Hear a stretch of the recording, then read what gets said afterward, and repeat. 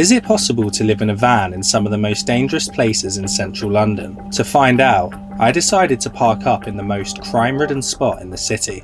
I wasted no time journeying to what is statistically the most dangerous part of London. With over double the crimes reported here than any other part of the capital, it would surely be a hive of scum and villainy, and really push how safe I could be in my camper van. But as I arrived at the destination, it wasn't exactly what I'd expected, because the most dangerous place in London, based on crime rate, is Westminster. And while the people in that building were likely making decisions that would have a terrible impact on my safety in the long term, it was not the immediate physical danger that I was looking for, because I was on a mission to find the most dangerous place possible to do van life in central London. And this is why. I've received comment after comment telling me that sleeping in a camper van in London is dangerous, and that by doing so, I'm leaving myself at the mercy of some of the worst people in society, like murderers, thieves, and people who watch rugby. The fear-mongering has gotten so bad that even my parents are beginning to get worried. But I'm not having it, because while you might have a 99% chance of having your phone snatched by a teenager on a Lime bike, I think it's actually as safe to live in a van in London than anywhere else in the UK. So I set out to prove this by doing van life in the most dangerous place I could find. This would be a journey that takes me to gang-ridden council estates, disused and dilapidated industrial wasteland, and to postcodes described by the press as no-go zones, ending in me spending the night in what was statistically the most likely place in the entirety of the UK for me to die. So don't forget to subscribe and turn on notifications for future videos. I got to work researching the most dangerous aspects of London living, and it fast became clear that one of the most controversial and contentious dangers plaguing London is knife crime. There were over 15,000 reported knife crimes in London in 2024, and that number's predicted to rise this year, which is surprising considering the Prime Minister went to heroic lengths to prevent this by telling Amazon to stop selling knives. Knife crime is still a huge issue in London and is particularly dangerous to young people, which age 28 is something I definitely still am. So I parked up at a council estate, as knife offences are more likely to happen here than anywhere else in London. After taking extra precautions to make sure my vehicle was secured, I went out to explore the estate. There was definitely a slight feeling of roughness to the area, backed up by the average cost of a two-bed flat here, which, at £375,000, is £150,000 lower than the London average. And if you're wondering why it's even possible to buy social housing up in the first place, let me know in the comments, and I'll make a video where I journey down to the furthest pit in hell to interview Margaret Thatcher. After getting my bearings, I returned to the van, where it was clear there was a problem that might derail my whole plan. The council estate was actually quite nice. I wasn't intimidated, no one here had made me fear for my safety, and my van wasn't even slightly broken into. And it was pretty clear why. Knife crime is as much of a socio-economic issue as it is geographical. Yes, it's mostly confined to certain geographical areas, but that's because of deep-rooted issues within these areas, like poverty, inequality, and lack of opportunity. And the fact of the matter was that me, who comes from a different background far away from this estate, was never really going to be in any danger here, no matter how long I stayed. So I decided to leave for somewhere where everyone is equally in danger, regardless of their socio-economic background. I parked up at an industrial park, and while it may seem that everything was well and good, I was actually in extreme danger. Because I was in Brent, which, according to studies, is the most heavily polluted area in London. This was due to constant traffic, as well as a high volume of industrial estates, like the one I was in. So as I sat outside enjoying the sun, I was knowingly breathing in air with ever so slightly higher levels of nitrous dioxide than elsewhere in the country. But I wasn't satisfied, because I knew, deep down, that this was a lackluster excuse for a dangerous location, and that I probably breathed in 10 times more dangerous chemicals every time I walked past a group of 13-year-olds vaping. So while I enjoyed the fumes of the estate, I got to work doing some research. It was important for me to find out exactly what kinds of dangers are likely to affect someone similar to me, so that I could then determine where these sorts of things might happen, so that I could park my van there. After finding out that men are most likely to die from various accidental deaths, I looked up the stats for women, and was shocked to find out that women are most unsafe at home with their partners. Alright, son. Mum, are you at home?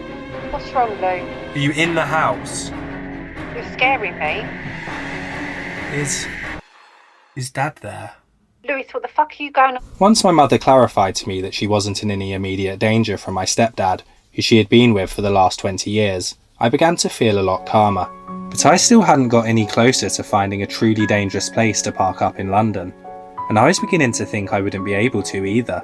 So, in a desperate bid to inject some danger into van life, I decided to try my most audacious stunt yet, leaving my van behind to do van life in a park without my van. Without the safety of my van to rely on, I was exposed to all the brutal elements of Hampstead Heath, including old dangers like murderers and thieves, as well as new seemingly pet-based dangers I hadn't heard of before, like dogging. While I was definitely on edge doing park life, I had to admit, it had its positives as well. The internet connection was great, and my background was so naturally beautiful that when I had to jump on Teams calls, my work colleagues just assumed it was a green screen background. But the truth was, once again, I just didn't feel like I was in much danger. People generally seemed to be more scared of me than I was of them, and to be honest, I just felt cold, wet and depressed. But I was about to discover a final location that would change everything. Because, while I was sleeping at the park, I had reached out to a number of Facebook groups who had listed places in London that were specifically dangerous for me, a white man in his 20s, to step foot in. And one Facebook group, Defend Britain, had finally accepted me. And after I posted some questions, the group's admin, Phil, got in touch and told me about some terrifying places he called no-go zones. He said that these collections of streets had been taken over by dangerous religious fanatics, and that I would be in imminent danger the moment I stepped foot onto the pavements. This sounded like the exact sort of thing I was looking for, so I left my rubbish for someone else to clean up, and made my way out of the park for good. Phil told me that certain places in London, the ones he called no-go zones, were especially bad because everyone inhabiting them came from a different country. I saw where he was coming from, as I had found that my recent cultural tour of Thailand had been ruined by all of the white Europeans having sex with each other on party boats. With this in mind, I followed his directions to a small area in East London. Here, the usual East London danger of men with beanie hats, tattoo sleeves and French bulldogs telling you they're definitely not gentrifiers because their granddads used to live in Hackney, were replaced by Bengali street signs. This was a good start, so I journeyed deeper into the no-go area. However, as I made my way into the centre and began to come into contact with some of the locals, I made a terrible discovery.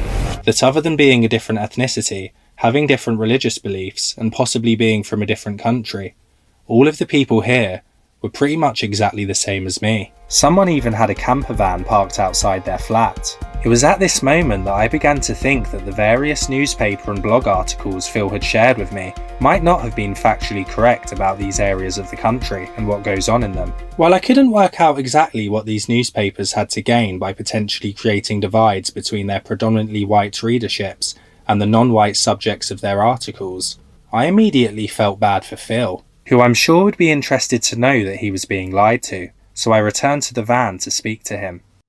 And that's when I realised these places aren't even dangerous at all. No, see Lewis, that's where you're completely wrong. Phil went on to tell me, in crippling detail, how wrong I indeed was. There's a disproportionate amount of migrants living in social housing, which means people like you can't afford houses. There's this thing called remigration. The more Phil kept talking, he began to sound more and more like he might be racist. I decided to give him one last chance. Phil, mate, what would you do about the boats? Well, I'd shoot them. I ended the call and closed my laptop, having just realised then that while I was sleeping rough in the heath, I'd inadvertently been radicalised by the far right. I'd struggled to find anywhere that met my standards for being so dangerous that staying there would be a potential risk to my safety. I was feeling down as I drove away to my park-up, which wasn't helped by getting stuck in traffic due to a car crash. This was the third time this week that I'd seen a collision, which is when I realised something amazing.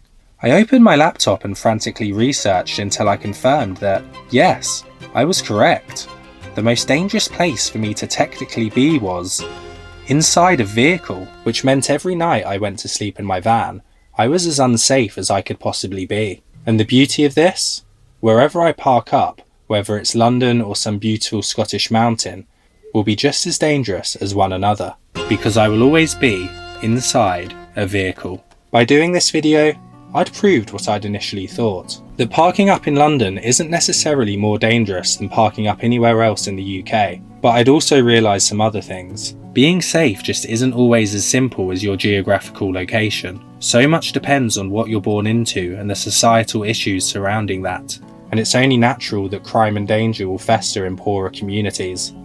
I also realised that the media can portray places and people as being dangerous, to fuel different agendas, ultimately creating divide between different groups. Thanks for watching. I'll be back soon staying in different places in London and beyond.